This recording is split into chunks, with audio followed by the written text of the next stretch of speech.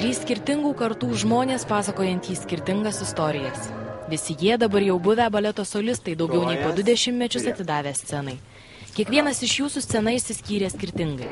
Juk vienokios mintis kyla dar prieš metus šokusiai Eglei Špokaitei, kitokios iš didesnės laiko perspektyvos žvelgiančiam Petrui Skirmantui, o dar kitaip apie tai kalba Henrikas Kunavičius, turėjęs daugiau nei 40 metų emocijų stalčiams sutvarkyti.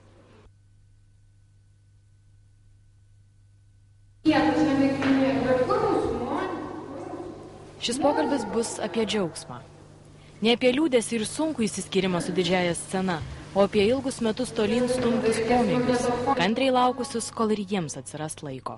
Man už tai susiję su tokiu atsikvėpimu ir noriu kažką iš naujo padaryti. Naujo, neblogesnio, tokio pačio įdomaus sau visiems ir kad tai būtų emociškai, man kaip žmogui, emociškai šilta, gera ir jauku. Prasidėjo viskas irgi nuo emocijos, padėjusios įsitikinti, kad baletas nebus per sunki profesija. Atsimenu savo 5 metų gimtadienį ir aš kaip kasdien atėjau,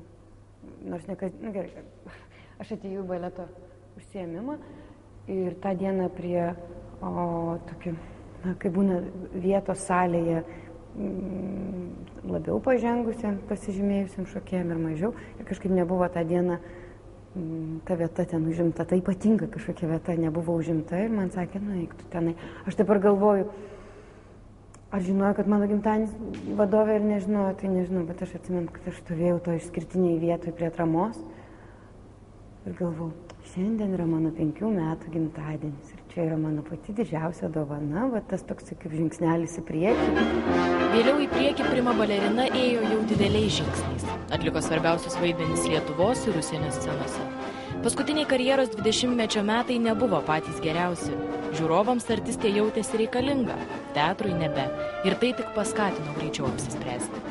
Man tas išėjimas buvo normali, natūrali seka.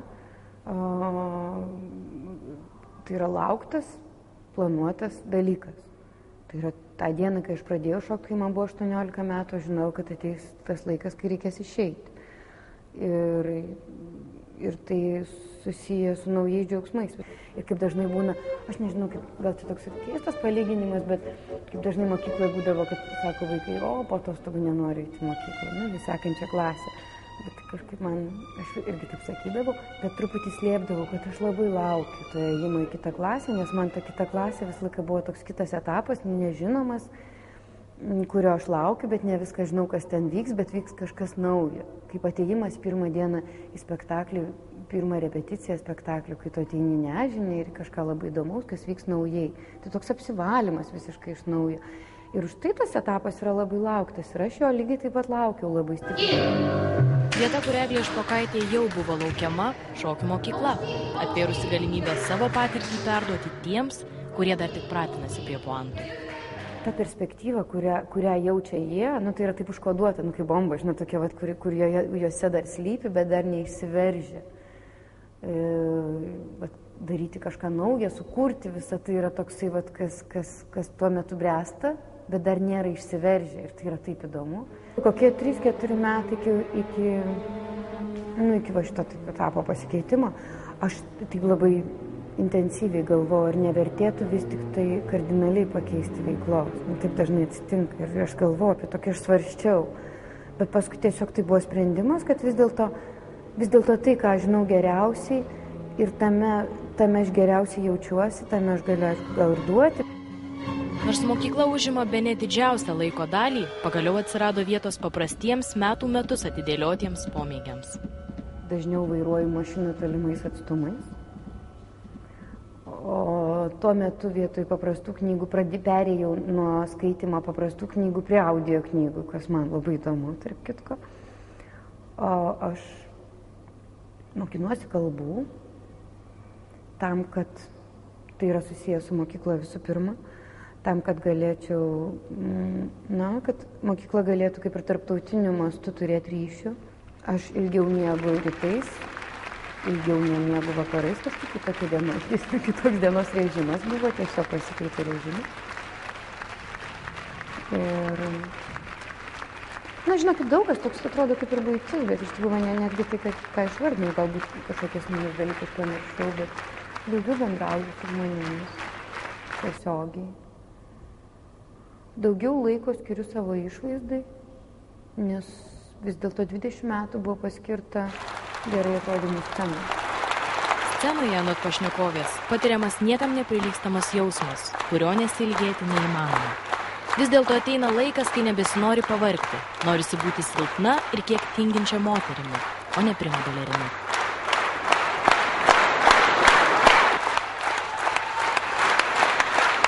Baletą šokti tas pats, kas į kosmosą skristi. Aš taip gal juokais pasakiau, bet tai yra tikrai. Apie tuos 20 kosmoso metų, per kuriuos žingsneliais ant pirštų galų ir dideliais šuoliais apkeliautas kone visas pasaulis. Ir gyvenimo po to, kai dar pačiame jėgų žydėjime scenoje vietos nebelieka. Apie tai kalbamės su baleto artistu Petru Skirmantu. Aš pamačiau labai gražią afišą, kur buvo fantastiškas vyro šuolis. Ir mamai pasakiau, aš noriu šokti va šitaip. Ir kadangi aš gyvenau su tėvais mažame Žemaitijos miestelėje, Užventyje, tai tėvas mamai pasakė, nuvežk tą vaiką, tegu pamato sostinę, nėra matęs, yra proga, vis tiek nepriims. Vis dėlto priėmė. Lengva nebuvo. Reikėjo daug mokytis, o ir internato kambarių teko dalyti su 12 kitų berniukų. Tačiau minčių, kad galbūt reikėtų mesti, nebuvo. O paskui baletas tapo viskuo. Visą laiką galvojau, kad kiek galiu, tiek reikia šokti. Ir neblaškyti savęs į šonus, neužsiimti kitais dalykais. Ir netgi, kol intensyviai šokau ir kur turėjau aktyvią karjerą, aš net nestojau ir nestudijavau. Ir tai dariau sąmoningai. Nes žiūrėdavau į žmonės, kurie vidury karjeros pradeda studijuoti, tai ne truputėlį, o gerokai nukentėdavo jų vaidmenis teatre, nes tu jau dalini save per pusę. Dalybos per pusę baigėsi tada, kai atšokęs 20 metų šokėjas turi palikti sceną ir išeiti į niekur. Kai tu išeini, galbūt būna labai įspūdingas atsisveikinimas, jeigu yra paskeltas, kad tai yra paskutinis spektaklis, būna daugelių, bet kitą rytą tu atsibundi kaip savo laidotuvėse, tarp daugelių ir nežinai, ką toliau daryti. Kai pasibaigė mano didžioji karjera ir įvyko tokie labai sudėtingi įvykiai mano gyvenime, tai išėjo mano žmona ir buvo maži vaikai. Tiesiog man viskas apsivertė aukštinkojom. Ir aš žinojau, kad arba aš išgyvensiu, arba palūšiu. Bet aš savo pasakiau, kad aš turiu išgyventi, nes turiu užauginti sūnus. Pasiaukojo mano mama, atvažiavo pas mane, man labai padėjo. Ir man nebuvo to daug laiko. Man buvo laiko dar mažiau negu tada, kai aš šokau. Nes reikėjo daryti daug dalykų. Ir tiesiog reikėjo permastyti, ar viską gyvenime bendrai tu teisingai daryti. Tuo metu sumaištis kyla ne tik širdyje. Palikęs sceną, artistas negali pasigirti ir socialiniu stabilumu. Nėra jokių tiesiog socialinių garantijų. Nes žmogus atšokęs 20 metų, jeigu jis toliau nedirba, jis gauna, rentą gaudavo, dabar vadinasi išmoka, bet ją gali nuimti. Be to, sakykime, tegul jis gauna ir gyvena. Ateina pensinis amžius, senatvės pensijos amžius, jis dabar yra reikalavimas vienas iš, kad būtų 30 metų darbo stažo. Tai kurį paimti. Ir iš tikro, didžioji dauguma yra priversti kažką tai daryti, kažką tai dirbti. Aišku, ir patiems žmonėms yra noras kažką daryti. Nors oficialiai karjera buvo baigta, kartais vis dar tekdavo pašokti. Taip pat gelbėjo ir nauja veikla – Petro Skirmanto labdaros fondas, vėliau ir darbas Europos reikalų ministerijoje, Seime. Aš supratau, kad aš turiu mokytis, tada aš baigiau universitetą. Ir, sakykime, galbūt ir šiandien nemokėčiau dirbti kompiuteriu. Išmokau dirbti kompiuteriu. Buvau priverstas tobulinti kalbą. Ir tai buvo, man buvo tai įdomu, nes aš ten nuėjau, aš sutikau ir aš bandžiau viską suprasti įsigilinti visą tai kuo giliau. Nebuvo paprasta, nes aš buvau daugmaž tokioje padėtyje, kaip atėję studentai po universiteto. Tai pirmiausiai aš savo turėjau pasakyti, kad ten, kas buvo viskas užbraukta, tu dabar pradedi iš naujo ir nevaikščiok su karūna. Vėliau tie įgūdžiai anot pašnekovo labai padėjo, kai reikėjo grįžti prie pirmosios profesijos. Iš pradžių vadovauti Nacionalinės Čiurlionio meno mokyklos baleto skyriui, vėliau imtis pedagogo darbo. Aš noriu tiesiog galbūt parodyti tuos dalykus, kuriuos aš išmokau, ir dar labai svarbu yra sugebėti, tikrai labai stengiuosi atskleisti savo mokinius, kad jie atsiskleistų ir kaip asmenybės, nes jie yra visi skirtingi. Visiškai nenoriu turėti savo klono arba savo kopiją. O kaip išmokyti juos nusiteikti, kad vėliau ateis jaunesnė, galbūt talentingesnė karta? Sugebėti tuo džiaugtis anot pašnekovo irgi nemažas menas.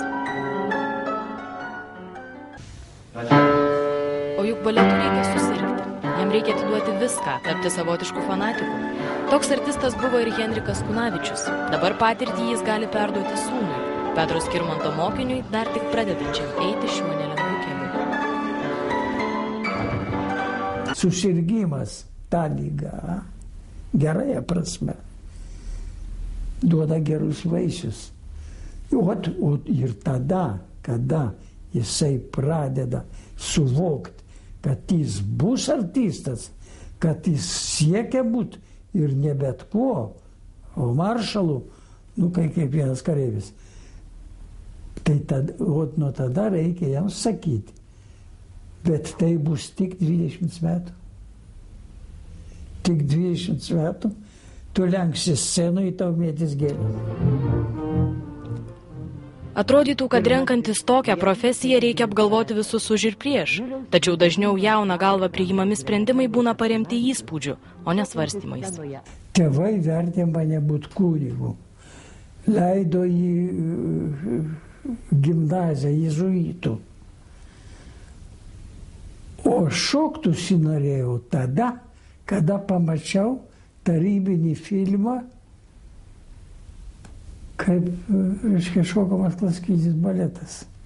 Maža to, tai buvo 39 metai ir atvažiavo rusų valstybinis karių dainų ir šokio ansamblis. Tai stebuklingas ansamblis, visą pasaulinę mastą. Ir mes su savo draugu Brazdyliu, jis taip pat norėjo būti šokėjų. Kada pamatė, tas jis mano draugas. Ir mes nusprendėm mokytis pradėti šokti. Tuo metu valstybinių mokyklų dar nebuvo. Privačios pamokos kainavo brangiai, o tėvams pasakyti apie tokias svajones buvo baisu. Artistas tuo metu nebuvo reikšminga profesija. Įkūrus valstybinę studiją prie operos ir baleto teatro, svajonė priartėjo. Paskui, prasidėjus karui ir daugeliui artistų palikus Lietuvą, Bronius Kelbauskas atvėrė duris į sceną. Jisai paėmė ir visą paskutinį kursą, bet visus, kiek buvo, iš visų padarė artistus. Priėmė visus į teatrą. Ir tai špokai visokie po 15 net metų buvo, po 16 metų, bet studija veikė. Bet jie teatrė, reiškia, atstatinėjo baletus. Gastrolių po Lietuvą buvo daug, koncertuota beveik visur, kur tik būdavo scena. Kelionės į užsienį reguliavo Maskva, vadinamasis Goskoncertas. Vykdavo komandas, tokias mišrias. Žiūrėk, grinai propagandiniais tikslais, kad, reiškia, pas mus visose respublikose yra. Ir mums padarydavo tokias gastrolės, tai ten, tai ten, tai ten, tai ten, suprantat. Ir kadangi aš šokau su savo žmona, tai mane nelabai ir norėjo mus ir išleisti. Jis buvo prima balerina, aš buvau, reiškia, premjeras, bet vaikų neturėjom. Mūsų išleisti. Ir dar nepartiniai. Išleisti buvo baisiai sudėtinga, bet vis tiek mūsų išleisdavo, kadangi iš Lietuvos reiškia, pradžioj nieko nebuvo, paskui atsirado Sabaliauskaitė atvažiavusi iš Leningrado su Baniu. Jinai buvo partinė, jie daugiau pasivažinėjo, suprantat? Bet taip atvirai kalbant, kaip ten bebūtų, aš norėjau pabėgti Jugoslavijai. Bet tai buvo Jugoslavija, tai jokio pabėgimo būti negalėjo. Aš atsiprašau, nuėjau į tualetą, a jis buvo tokiam, taip pusrūsiai. Ir toks langas buvo, atdaras žiūriu, troleibusai vaikšto. Manau, kas man reiškia išlyti. Ir nuėti į troleibusą. Bet paskui dingtelėjo galva, kad čiagi Jugoslavija. Čia pat mane gražins. Ilgą laiką Henrikas Kunavičius neturėjo dublerio, tad teko šokti kone visose spektakliuose. Vis dėlto ne tada, kai labai gerai sekasi, artistas pirmas pajunta, kad metas išeiti. Baletas yra jaunystės menas. Pirmoj eiliai balete yra jaunystė. Žmogus po 40 metų nesižiūri baletę.